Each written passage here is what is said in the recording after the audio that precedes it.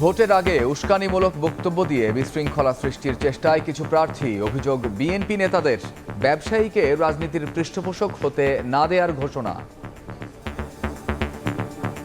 আইন শৃঙ্খলা পরিস্থিতিটা যাতে আরো খারাপ হয় এই জন্য কিছু কিছু প্রার্থী উস্কানিমূলক কথাবার্তা বলছে। মহব্বতপ্রেসি সব জায়গায় চলে না, চেষ্টা করতে পারে, তো এটা দায়িত্ব ওদেরকে বহন করতে হবে। সীমিত কিছু ব্যবসায়ীর দুর্নীতির কারণে, পৃষ্ঠপোষকতার রাজনীতির কারণে আমাদের সাধারণ ব্যবসায়ীরা ক্ষতিগ্রস্ত হয়েছে। পৃষ্ঠপোষকতার কোনো ব্যবসা বাণিজ্য আমরা করতে দেব না আগামী দিনে।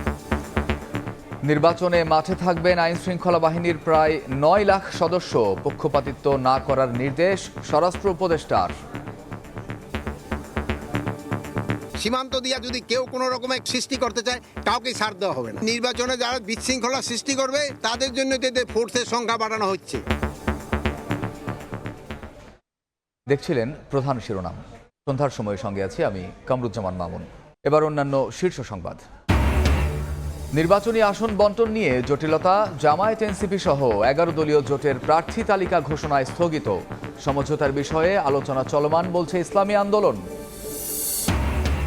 পোস্টাল ব্যালটের অপব্যবহারের শঙ্কা থাকলেও নিরুপায় পররাষ্ট্র মন্ত্রণালয়। নির্বাচনের কারণে 15 জানুয়ারি থেকে 1 মাস বন্ধ থাকবে অন অ্যারাইভাল ভিসা। 7 কলেজ ও তেজগাঁও কলেজ শিক্ষার্থীদের বিক্ষোভ। দাবি আদায় না হলে ঢাকা অচল করে দেওয়ার হুঁশিয়ারি। সড়ক অবরোধে দিনভর চরম ভোগান্তি। শতাধিক গুম খুনের মামলায় জিয়াউল হাসানের বিচার শুরু। সাক্ষ্য গ্রহণ 8 ফেব্রুয়ারি। র্যাবের টিএফআই সেল পরিদর্শনের অনুমতি পেলেন সেনা কর্মকর্তাদের আইনজীবীরা। এবং আমদানি শুল্ক কমায় বাজারে কমতে যাচ্ছে মোবাইল সেটের দাম। তদারকি করবে সরকার। দাবি মানার পরও মুঠোফোন ব্যবসায়ীদের আন্দোলন দুর্ভাগ্যজনক বললেন বিশেষ সহকারী।